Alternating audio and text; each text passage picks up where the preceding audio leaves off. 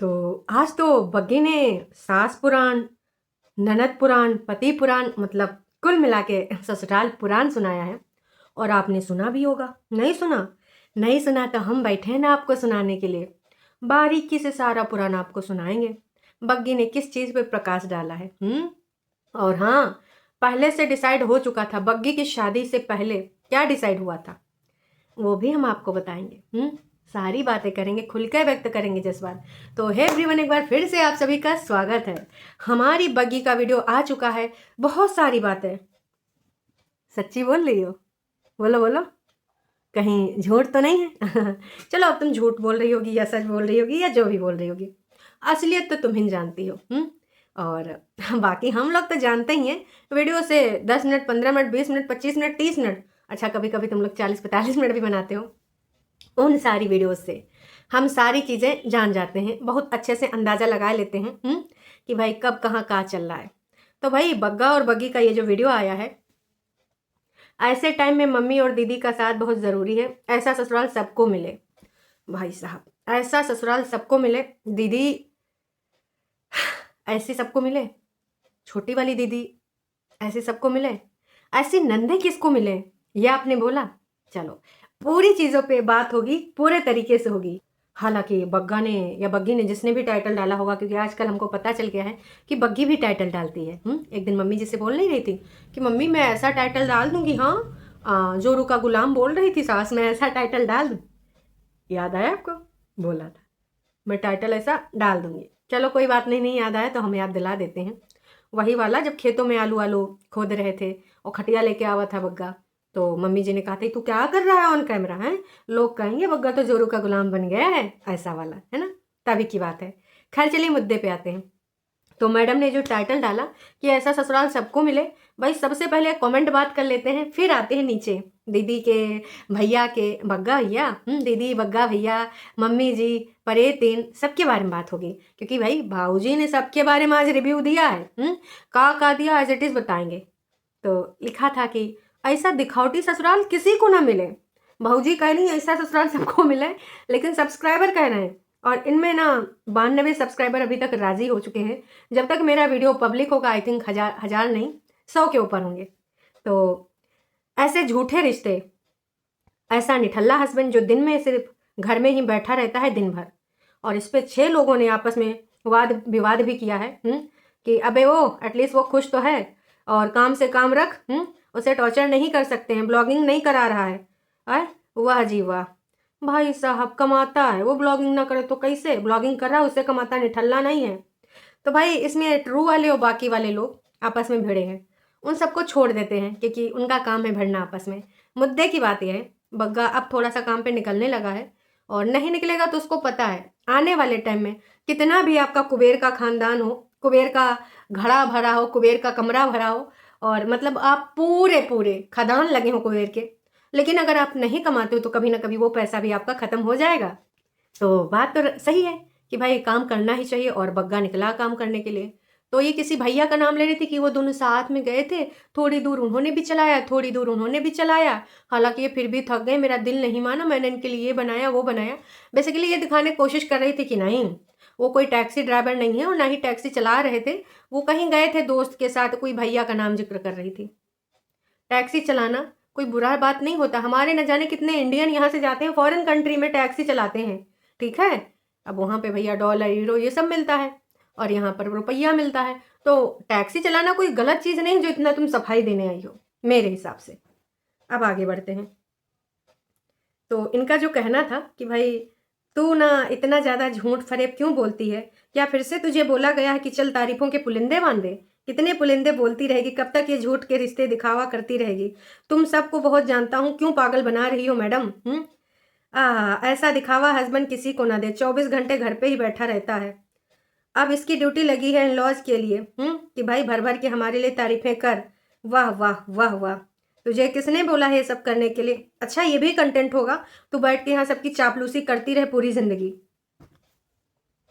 इसी तरीके के जितने भी कमेंट आए हैं, और मान के चलो कि टोटल 55 कमेंट अभी दिख रहे हैं। अब सारे कमेंट कुछ बहुत ही ज़्यादा वैसे होंगे तो सारे कमेंट तो पब्लिक नहीं कर सकते। और अभी तक 3500 के आसपास ऑडियंस ने इनका वीडियो देखा है जब से इन्होंने ये वीडियो पब्लिक करा है। इनका कहने का मतलब ये था कि मेरा जो ससुराल है, कभी मेरी मम्मी जो है खाना बना लेती हैं, बाहर चूल्हे पे रोटी सेक लेती हैं, कभी मैं नीचे कुछ सब्जी वब्जी बना लेती हूँ। अगर सुबह मैं बनाती हूँ तो हमारी जो ननद रानी है शाम को वो बना लाती हैं। कई बार तो शाम को भी मम्मी जी चूल्हे पे रोटी बना देती हैं। तो मुझे सबके मुकाबले में, जितनी भी लड़कियां हैं उनके मुकाबले में, इवन अपनी मम्मी से भी ये कंपेयर करती हैं कि मेरी मम्मी देखो दिन भर लगी रहती हैं, क्योंकि भाइयों को हरदम कुछ ना कुछ खाना खिलौना और दुनिया भर का टिटम्बा करना ही पड़ता है। उनको पीली दाल नहीं चाहिए तो कुछ और चटपटा चाहिए, तो मम्मी उनके लिए करती रहती हैं। तो टच वुड कि मुझे ना इनके नखरे नहीं उठाने पड़ते। इनको तुम कुछ भी बना के दे दो, और अगर ये मेरे को देखते हैं, वैसे मैं काम नहीं करती हूँ दूसरों की अगर कंपेयर करी जाए, लेकिन फिर भी ये कहते हैं कि तू काम मत कर, नहीं हो रहा चल छोड़ दे मत कर। सासू अम्मा भी कहती हैं नहीं हो रहा चल छोड़ दे मत कर। वाह जी वाह। और मेरी ननद का मैं क्या ही बखान करूँ, इतनी अच्छी है, इतनी अच्छी है कि मैं जैसे जब मुझे ज़रूरत होती है, ऐसा नहीं कि स्टार्टिंग में हमारी नहीं बनी थी, मतलब बनी थी फिर बीच में बिगड़ी थी, फिर बनती थी फिर बिगड़ती थी। तो फिर मेरे इकट्ठे होने का राज ये है कि उन्होंने भी अपनी तरफ से कोशिश करी, मैंने अकेले कोशिश नहीं करी। इन्होंने अपने मुंह से भी बोला कि ऐसा नहीं कि मैं पूरे टाइम दीदी दीदी करती रहूं। अरे बहन, दिख तो यही रहा है कि तू पूरे टाइम खुश करने में लगी रहती हैं, दीदी दीदी दीदी दीदी एक आवाज़ लगाती हैं तो अपना पैर खुपड़िया पर रख के भागती हैं। तो सच तो यही है, देख बहन तू माने या ना माने। लेकिन बग्गी का कहना था कि हम दोनों एक साथ, वो भी ना मेरे को उतना ही प्यार मोहब्बत करती हैं जितना मैं, है ना। लेकिन देखो बग्गी, हम लोग कौन चीज़ से देख रहे हैं ना, तुम कौन चीज़ से देख रही हो वो बता दो। हम जहाँ देख रहे हैं वहाँ पे तुम ना पूरे तरीके से उनके लिए बिछ गई हो, कारपेट की तरह। पूरे तरीके से तल्लीनता के साथ उनके चरणों में बिछी हो, और तुम अब यहाँ पे आए के ये बोल रही। तो देखो हम तो नहीं मानेंगे, बाकी तुम्हारी मर्जी है, तुमको ऐसा लगता है तो तुम बोलती रहो। हम नहीं मानने वाले। हाँ, दीदी का इन्होंने एक चीज़ और क्लियर कर दी है दोस्तों, कि मेरी शादी से पहले ही मुझे पता चल गया था कि जो मेरी दीदी है वो ताउम्र मेरे साथ ही रहने वाली है। अब इससे एक बात पता चलती है कि इसको घर जाना ही नहीं था। अब देखो भाभी जी भी बता रही हैं कि मुझे पहले ही बता दिया गया था। अब भाभी झूठ बोल रही हैं या ये लोग झूठ बोल रहे हैं, क्योंकि भाभी जी का कहना है कि मुझे भाई पहले ही बता दिया गया था कि भाई ये ताउम्र तुम्हारे साथ ही रहेगी। और इसको जो है यहीं पे रहना है तुम लोगों के साथ। और ये जानकर ही मैंने हामी भरी थी कि ठीक है वो रहेंगी, मुझे पता था तुम्हारे साथ ही रहेंगी। और मुझे इशू क्यों होगा, इशू तो तब होगा जब मम्मी जी कहेंगी, ये बात देखो कहाँ जा रही है, आप खुद कनेक्ट करो।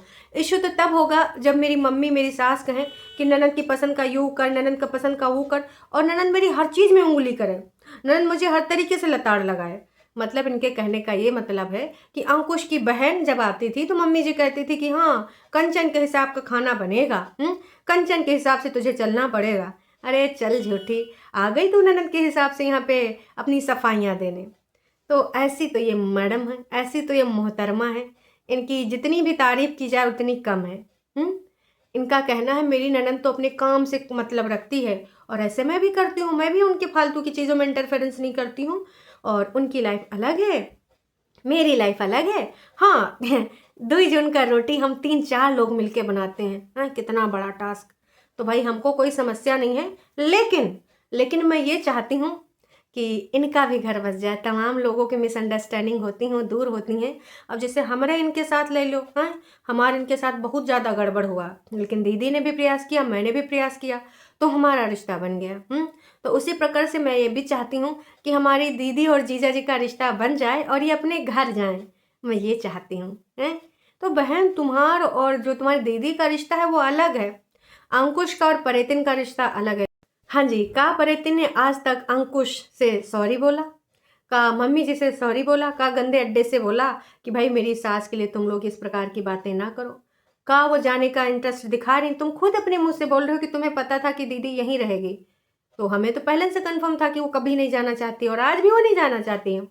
आज भी सिर्फ आपको ये बता दूं कि उस घर के अंदर सिर्फ वहाँ पे क्या बोलते हैं, कौन सा शब्द सही होगा, छीछा लेदर, या फिर उन लोगों के घर में उत्पात मचाने के लिए, या फिर रियल में इस बार उनको फंसाने के लिए, डोमेस्टिक वायलेंस के सबूत लाने के लिए जाना चाहती है पूरी तैयारी के साथ। जिसको जाना होता वो सारे केसेस वापस ले लेता। क्या डीवी का केस इस महिला ने वापस लिया? नहीं लिया। तो कैसे तुम मान लोगे कि ये जाना चाहती है? भाई साहब हम तो नहीं मान सकते, और तुम मान रहे हो तो तुम मानते रहो, हम कत्ता ही नहीं मानेंगे। ना आज मानेंगे, ना कल यहाँ मानेंगे, ना परसों मानेंगे।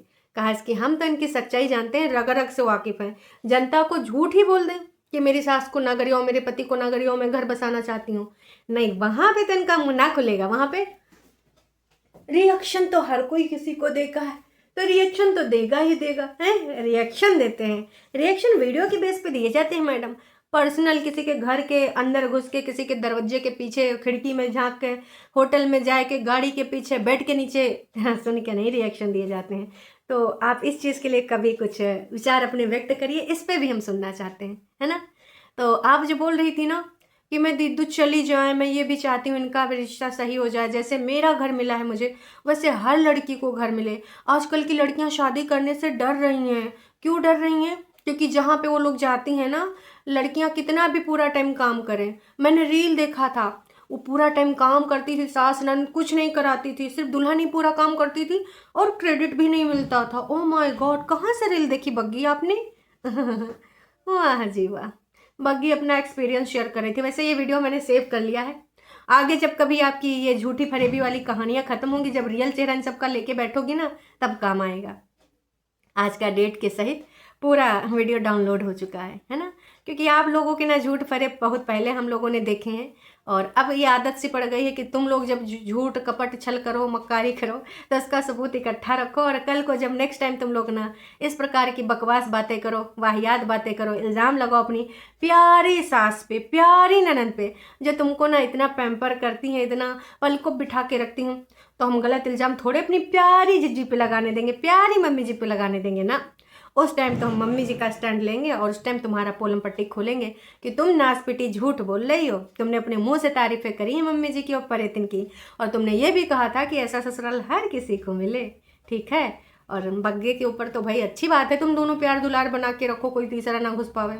बग्गा पैम्पर करता है, बग्गा पे जान मारती हैं, जान मारती हैं। इतना शादी से पहले प्यार मोहब्बत में भी इतना प्यार नहीं था जितना 7 फेरों के बाद हो गया। तो भगवान करे तुम्हारे प्यार को और तरक्की मिले, और ये प्यार प्रगड़ होता जाए, है ना, बहुत ज़रूरी होता है। लेकिन जो तुम नाटक नौटंकी करने आई हो ना, तो हम इस पर नहीं मानेंगे दोस्तों। इतना ही नहीं, और भी कुछ बात।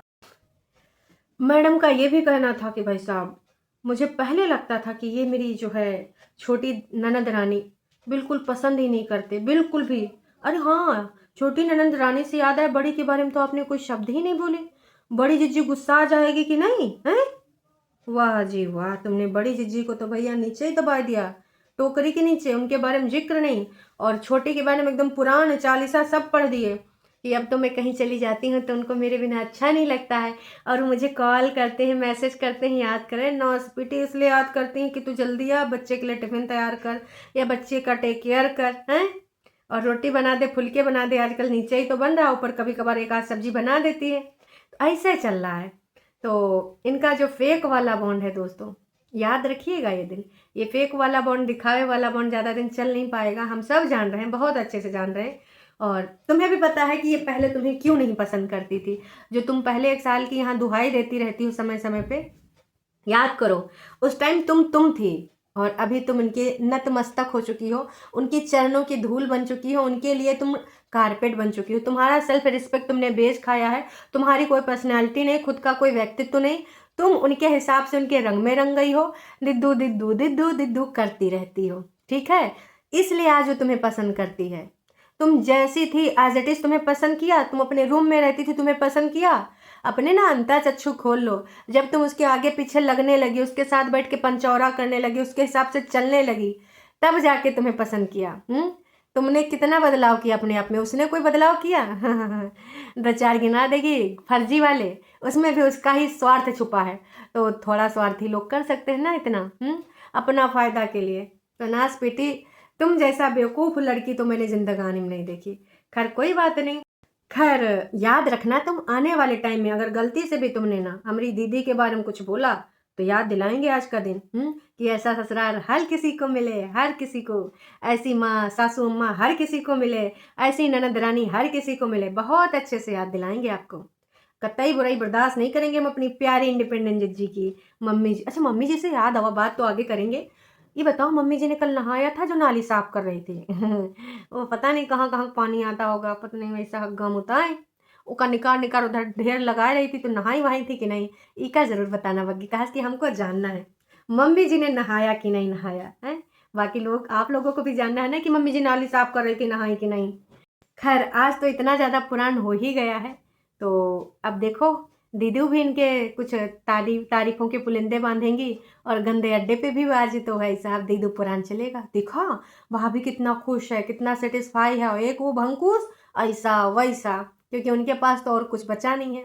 और इनडायरेक्टली मैडम ने अंकुश की जो घर की बातें हैं वहाँ अपनी दीदी को भेजना भी चाहती हैं, लेकिन कंपेयर भी हो ही जाता है कि ऐसा होता है, वैसे होते ससुराल, ऐसे होते दिन रात काम कराते हैं और उसके बाद कभी प्रफुल्लित भी नहीं होते हैं, कभी आपको एडमायर भी नहीं करते हैं, कभी आपको क्रेडिट भी नहीं देते हैं। तो सारे चीज़ें भी बोल डाली। बाकी दोस्तों आपको क्या लगता है, क्या नहीं लगता, कमेंट करके ज़रूर बताइएगा। और ये बात हमारी बड़ी जिज्जी के कितना ज़्यादा किडनी में घुसी होगी हैं। बड़ी जिज्जी का जिक्र नहीं होता है। उससे पहले भी तो उस दिन छोटी ने कहा था कि बोलो बोलो बग्गी बोलो, तुम्हारी फेवरेट ननद कौन, एक बार अपने मुंह से बोल दो कि छोटी ननद है तुम्हारी फेवरेट। तो ये सारी चीज़ें चल रही हैं। हमारी बड़ी जिज्जी एक तो दूर, हालांकि होली में आएगी तुम सबको ना अच्छे से वाट लगाएगी, लेकिन फिर भी उसके दिल पे न कितने जख्म दिए जा रहे हैं। ये दोनों नाच पीटियाँ मिलके उसको मजबूर कर रही हैं, और अगर वो बोल दी तो सब कुछ पोलम पट्टी खोल देगी, समझी।